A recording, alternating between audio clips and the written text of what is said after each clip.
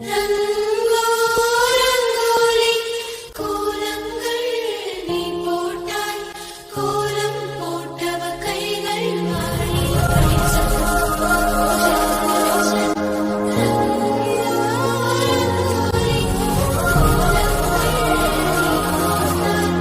போட்டவ கைகள் மாறி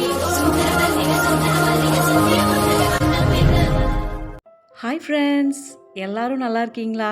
இன்றைக்கி ஒரு குட்டி விலாக் தான் நம்ம பார்க்க போகிறோம். நம்ம வீட்டில் செல்லப்பிராணி வந்து குட்டி போட்டிருக்காங்க.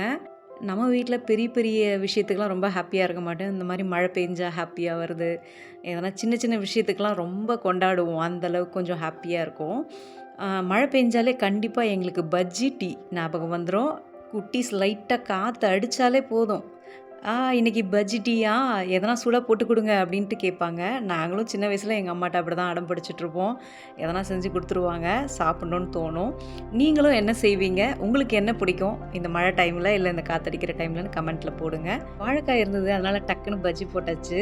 வாழைக்காவே இல்லைன்னாலும் வெங்காயம், அப்படி இல்லை அப்படின்ற பட்சத்தில் உருளைக்கிழங்கு எதனா ஒன்று போட்டு நாங்கள் பஜ்ஜி போட்டுருவோம் கண்டிப்பாக மழை வந்தால். இந்த சின்ன சின்ன விஷயத்தெல்லாம் நம்ம குழந்தைங்களோட சேர்ந்து என்ஜாய் பண்ணும்போது அவங்களும் ஃப்யூச்சரில் இந்த குட்டி குட்டி விஷயத்தை ரொம்ப என்ஜாய் பண்ணுவாங்க. டைம் கிடைக்கும் போது நம்ம கையால் ஹெல்த்தியாக நம்ம ஃபேமிலிக்கு நம்ம செஞ்சு கொடுக்குற மாதிரி எதுவுமே வராது. பஜ்ஜி மாவு ஈஸியாக வீட்லேயே ப்ரிப்ரேஷன் பண்ணலாம். 1 கப்பு கடலை மாவு, 3 ஸ்பூன் அரிசி மாவு, 1 ஸ்பூன் இஞ்சி பூண்டு பேஸ்ட், மிளகாய்த்தூள் உங்களுக்கு காரத்துக்கு ஏற்ற மாதிரி போட்டுக்கோங்க, 1/4 டீஸ்பூன் பெருங்காயத்தூள், 2 ஸ்பூன் எண்ணெய், தேவையான அளவு உப்பு சேர்த்து, கூடவே கொஞ்சம் இட்லி சோடா சேர்த்து நல்லா பஜ்ஜி மாவு பதத்துக்கு கரைச்சிட்டு ஒரு 5 நிமிஷம் மூடி வச்சு அதுக்கப்புறம் பஜ்ஜி போட்டிங்கன்னா இந்த மாதிரி எண்ணெய் குடிக்காத சூப்பரான பஜ்ஜி ரெடி ஆகிடுங்க. கண்டிப்பாக ட்ரை பண்ணி பாருங்கள். கடையில் பஜ்ஜி மாவு வாங்காதீங்க, கலர்லாம் சேர்த்துருப்பாங்க, அது நமக்கு உடம்புக்கு கெடுதல்.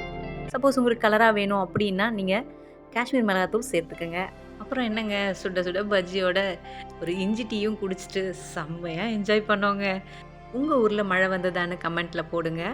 இன்றைக்கி நம்ம தோட்டத்தில் ஒரே சத்தமாக இருந்தது. என்னடா இவ்வளோ சத்தம்லாம் வராதே, ஆனால் பூனை வந்து நம்ம கருவாச்சி வந்து கன்சீவ் ஆகிருக்குன்னு தெரியும். குட்டி போடவும் இன்னொரு 10-15 நாள் ஆகும்னு நினச்சேன். பட் ஆனால் இன்றைக்கே போட்டுடுச்சு. இன்னும் ஓவர் சத்தமாக இருக்குது. குட்டி பிறந்ததுமே இவ்வளோ சத்தம்லாம் போடவே போடாது, மெதுவாக தான் கத்தும். ஆனால் இன்றைக்கி ரொம்ப ஓவராக இருந்தது. என்னடா அப்படின்ட்டு போய் கார்டனில் போய் பார்த்தா நான் ரொம்ப ஷாக் ஆகிட்டேங்க. கருவாச்சி முடியல, அவ மேலேயும் கட்டெரும்பு மேயுது, குட்டிங்களையும் கட்டெரும்பு கடிக்குது. எனக்கு பார்த்ததுமே மனசே ரொம்ப அடிச்சுக்கிச்சு. கட்டெரும்பு கடிக்குதுப்பா, இது பாருப்பா, என்னப்பா சொல்லிங்கிறேன் நான், பிள்ளைய பிடிச்சிக்கிட்டு கடிச்சா என்னப்பா வருது? ஐயோ, இன்னும் அது குடல் அறுபதில்லை. இந்த வீடியோ நான் எதுக்கு போடுறேன் அப்படின்னா, சப்போஸ் எங்கன்னா செடி கொடியில் சத்தம் கேட்டுச்சுன்னா கண்டிப்பாக போய் பாருங்கள். ஏன்னா இந்த மாதிரி பிஞ்சு குழந்தைய கட்டெரும்பு கடிச்சே சாவடிச்சிருங்க. கொஞ்ச நேரம் இதை பார்க்காத விட்டுருந்தேன்னா அந்த கட்டெரும்பு கடிச்சே போட்டுட்ருக்கோம். அதே மாதிரி பூனை குட்டியெல்லாம் சாப்பிட்டுடும், குட்டி போட்டதும் ஒரு குட்டியை சாப்பிட்றோம் அப்படின்லாம் சொல்கிறாங்க. அதெல்லாம் உண்மையாகவே போய் அதோட உறுப்பை மட்டும்தான் அது சாப்பிடுதே தவிர குட்டியை சாப்பிடவே இல்லை. இது வரைக்கும் நான் சின்ன வயசுலேருந்து பூனைக்குட்டி எங்கள் அம்மாவிலேருந்து நான்லேருந்து பார்த்துன்னு தான் வளர்க்குறோம். ஆனால் அதோட உறுப்பை மட்டும்தான் அது சாப்பிடுது. இன்ன வரைக்கும் எந்த குட்டியும் அது சாப்பிட்டதா இல்லை. ஒரு தாய் எப்படிங்க சாப்பிட முடியும்? இன்னும் இது நிறைய பேருக்கு தெரியல.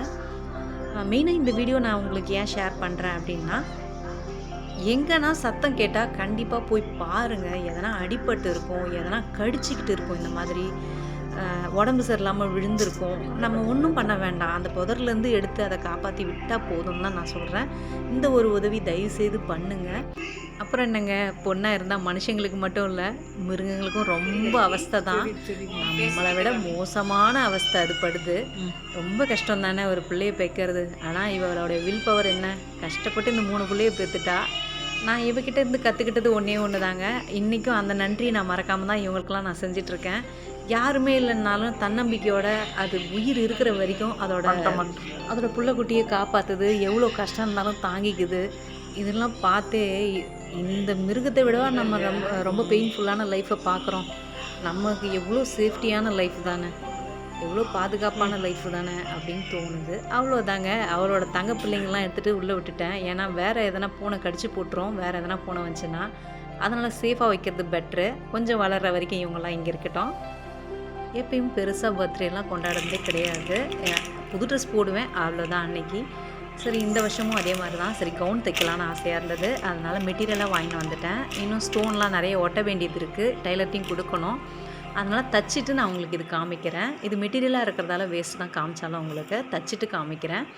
அடுத்தது இன்னொரு குட் நியூஸ் என்னென்னா, இந்த வருஷம் நமக்கு வந்து கரெக்டாக பர்த்டே அப்போவே சீட்டு முடியுது. ஸோ போயிட்டு எடுத்துகிட்டு வரணும். எடுத்துகிட்டு வந்துட்டு உங்களுக்கு மண்டே காமிக்கிறேன். பார்த்துட்டு சொல்லுங்கள். இந்த வீடியோ பிடிச்சிருந்தா லைக் பண்ணுங்கள், ஷேர் பண்ணுங்கள், சப்ஸ்கிரைப் பண்ணுங்கள். தேங்க்யூ.